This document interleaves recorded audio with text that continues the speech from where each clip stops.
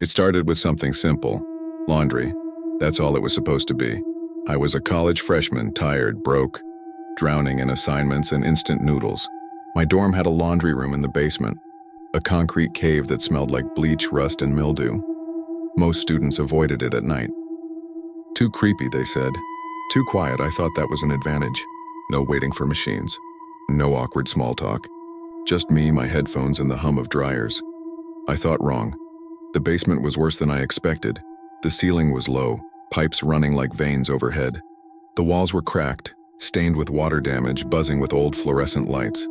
There were 6 washers, 6 dryers, all ancient, paint-chipped, doors squeaking when you opened them. In the corner stood a vending machine with half its lights out, humming like it was alive. I told myself it was fine, normal, just old. But the longer I stood there, the more wrong it felt. That night, I carried my basket down the stairs at 1 a.m. The machines groaned as I fed them quarters, the sound echoing in the empty basement. I shoved my clothes inside, pressed the start button, and leaned back against the wall. That's when I noticed it. A single sock. Not mine. Not in a machine. Just lying in the middle of the floor. Gray, damp, dirty.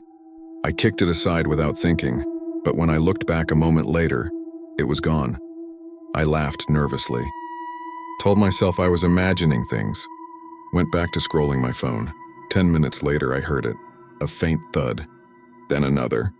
Like footsteps, but the basement had only one door. And I was sitting right in front of it. The steps came from the far end of the room, past the dryers. Past the shadowed corner where the vending machine hummed. "Hello?" I called out, my voice shaky. No answer, just silence. And then, faintly, a laugh, childlike. I grabbed my basket and bolted up the stairs, leaving my clothes behind. The next morning, when I worked up the courage to go back, everything was gone. My clothes, my detergent, even the sock I thought I saw, like I'd never been there at all. I should have stopped doing laundry at night, but a week later, I went back and I wasn't alone at first. I didn't see her. The machines were already running when I arrived, which was strange enough. No one ever came down here after midnight. I loaded my laundry quickly, head down, pretending not to notice. But then I saw her reflection in the glass door of the washer across from mine. A girl. She stood in the far corner of the room, hair long and wet, plastered against her face. She didn't move, didn't blink, just stared. I spun around. The corner was empty. But when I looked back at the washer door, her reflection was still there. Closer this time. I ran again. Left my laundry spinning, soap foaming uselessly. By the time I told anyone, it was too late, because she followed me. It started small, shadows moving in mirrors. A shape at the edge of my vision, but soon it was everywhere. Walking to class, I'd see her reflection in a passing car window. Standing still, head tilted. In the library, I'd catch her in the shine of my laptop screen, watching me from behind the rows of books and always dripping water. One night I woke to the sound of my dorm room sink running. When I turned on the light, the faucet was off, but the mirror above it was fogged over. And on the glass, in dripping letters, was one word: downstairs. I told myself I wouldn't go. But I did, because some part of me knew she wasn't going to stop, not unless I listened. The basement was darker than usual. Half the lights were dead, buzzing faintly overhead. The machines weren't running, but the floor was wet. Water pooled around my shoes, seeping from the drains, trickling from the walls, and in the center of the room stood a basket. My basket, the one I left behind on the first night. Inside, my clothes. Still damp, still unfinished, I took a step forward, and that's when I saw her. She crawled from the open dryer, head first, limbs bending wrong, wet hair dragging across the floor. Her mouth hung open in a silent scream, water gushing from her lips. I froze, couldn't breathe, couldn't move. Her eyes locked on mine, and in that moment, I understood she wasn't stuck here. She wasn't haunting the laundry room. She was using it, waiting for someone to leave their clothes behind, waiting for someone like me. I don't remember how I escaped. I woke up in my bed, my clothes folded neatly on the chair beside me, They smelled of mildew and something worse. That was 2 years ago. I never went back to that basement. I never touched those clothes again, but sometimes late at night I still hear the machines. Thudding, spinning, groaning, and sometimes when I pass a mirror I see her behind me, head tilted, hair dripping, waiting, because laundry never really ends, does it? It just cycles, over and over, and I think I'm next in line. I've never liked the woods. Not at night. Not when the trees whisper and the dark feels alive. But my best friend Caleb loved them. He said the woods were freedom, wild, untamed, a place where no one could watch you, no one could find you. Maybe that was the problem. He convinced me to go hiking with him one night in late September. Said it would be an adventure, said the stars would look better without city lights in the way. I should have known better, because the trail he chose wasn't on any map. We parked on the shoulder of a cracked 2-lane road miles from the nearest town. There was no sign, no marker, just a gap in the tree line where the dirt looked trampled down by footsteps. The air was cold. Too cold for September. My breath fogged out in pale streams, even though the forecast had called for mild weather. Caleb shouldered his pack and grinned at me. Ready? I wasn't, but I nodded anyway. The trail swallowed us whole. The deeper we went, the quieter it got. No crickets, no owls. Not even the rustle of leaves, just our footsteps crunching on damp earth. I tried to talk to fill the silence, but Caleb hushed me. Said the woods weren't empty. Said we just had to listen harder. That's when I heard it. A low hum, faint, almost mechanical, like electricity buried underground. Power lines? I asked, but Caleb shook his head. No lines out here. We kept walking. The hum grew louder. After about an hour, the trees opened up. That's when we saw the fence. A chain-link barrier at least 10 feet high stretched across the clearing. Rusted but intact. And on the fence, weather-worn signs hung crooked U.S. property. No trespassing danger. Keep out. The letters were faded, but the warning was clear. This isn't on the map, I whispered. Caleb grinned again. Exactly. Before I could stop him, he was climbing. The other side felt wrong.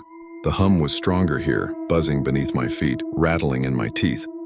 The ground was littered with concrete slabs half buried in weeds. Old roads crumbling into the dirt, and in the distance a building. It wasn't large. Just a squat concrete bunker. The kind you'd miss if you weren't looking for it. No windows. Just a single metal door painted red but peeling into orange. What is this place? I asked. Caleb shrugged. Military, probably abandoned. But the door wasn't locked. Inside smelled of mold and rust. The air was thick, heavy, like the walls hadn't breathed in decades. My flashlight beam cut across cracked tiles, broken desks, and piles of rotted paper. We weren't the first to break in. Graffiti sprawled across the walls, faded beer cans scattered on the floor. But deeper in, the graffiti stopped. So did the trash. Like the partiers never made it that far. The hum was deafening now. It came from below. We found the stairs at the end of a long hallway. Concrete steps spiraling down, down, down. My stomach tightened with every step. The lower level was colder. My flashlight flickered as if the air itself didn't want me to see. That's when we saw the cages, dozens of them, lining both sides of a massive room. Heavy bars rusted shut, and inside, scratches. The walls were clawed, gouged deep like something had tried to dig its way out. Some scratches looked human. Fingers dragged until nails snapped, others didn't. Caleb leaned close to one set of bars. Animals, maybe? Experiments? But there were no bones, no bodies, just emptiness, empty cages, empty rooms. And that endless hum. We should have left. We should have climbed those stairs and never looked back. But Caleb wanted to see more, so we kept going. We found the generator room behind a set of double doors. At least that's what it looked like. Machines lined the walls, old and dust-choked, but some still blinked with faint lights. In the center of the room was a tank. Glass. Cracked. But intact enough to hold something. The water inside was murky, green with age. My light cut through it just enough to show movement. A pale shape drifting near the surface. I thought it was a trick of the light. Until it turned and I saw its face, not human, not animal. Something in between. Skin stretched too tight. Hollow eyes. A mouth that hung open, lips shriveled back to reveal rows of jagged teeth. The thing slammed against the glass. Hard enough to rattle the room, I screamed. Caleb laughed nervously. It's dead. It has to be. But I saw it move. Saw the way its hand, if you could call it that, pressed against the glass. Long webbed fingers with claws at the tips. The hum was louder here, almost unbearable. And I realized it wasn't coming from the machines, it was coming from the tank, from the thing inside. We ran, back up the stairs, back through the hallways. But the building had changed. Corridors we hadn't taken before. Rooms we didn't recognize, and the hum followed us. It crawled under my skin, rattled my bones, filled my head until I couldn't think. At one point I looked back and saw it. Not in the tank anymore. In the hallway. Dragging itself on all fours, its mouth opening too wide, that hum ripping from its throat like a broken siren. We found the exit by accident. The door we came through was wide open, like it wanted us gone. We didn't stop running until we cleared the fence, but Caleb made the mistake of looking back. He froze. I grabbed his arm, begged him to move, but he just stared at the tree line, eyes wide, lips trembling. What is it? I whispered. He shook his head. His voice was a rasp. It's not just one. I never saw what he meant because I ran. Left him standing there. By the time I reached the car, he wasn't behind me. I waited for hours, but he never came. That was 5 years ago. They said Caleb disappeared. They said I abandoned him. Maybe I did, but I know the truth. He didn't stay behind. He couldn't, because sometimes in the dead of night I hear that hum again, not from a building, not from a machine, but from just outside my window. And when I look into the dark, I swear I see him, changed, twisted, his mouth hanging open in a hum that doesn't stop. I worked nights because I thought the dark would be quiet, safe, empty. It wasn't. The mall I guarded had been closed for years. A massive, sprawling structure of dead storefronts and hollow echoes. The kind of place that smelled faintly of dust, stale perfume, and old carpet that had been walked on by a million footsteps and then abandoned to rot. My job was simple. Walk the halls, check the cameras, report anything unusual, but nothing about that place was simple. Not at night. Not in the dark. The company gave me a little office tucked near the loading dock. One cracked desk, a chair that groaned under my weight, and a wall of grainy monitors stacked on each other, flickering with ghost light from the security feeds. I thought the cameras would make me feel safe, like I had eyes everywhere. But sometimes when I stared too long, I realized the cameras weren't showing me everything. Corners swallowed by static, hallways cut off by dead zones, places the light didn't reach, places someone could hide. The first night was uneventful. Just the usual creaks of a building settling, the hum of the ventilation, the occasional mouse scurrying across the food court tiles. I told myself it wasn't so bad, that I could handle this job. By the third night, I knew I had made a mistake. It started with the escalators. I was walking past the central atrium when I heard it. A mechanical whine, slow, grinding. I froze. The escalators had been shut down for years, no power. No reason for them to move, but they were moving, one stair at a time, like a broken beast waking up. Clink, clink, clink. I leaned over the railing, shining my flashlight. Both escalators were creeping downward, carrying nothing but dust. I wanted to call it in, report it as a mechanical glitch. But when I glanced down at the food court below, I swore I saw someone standing there. A figure, perfectly still at the bottom of the moving stairs. I blinked, and they were gone. The next night, it was the carousel.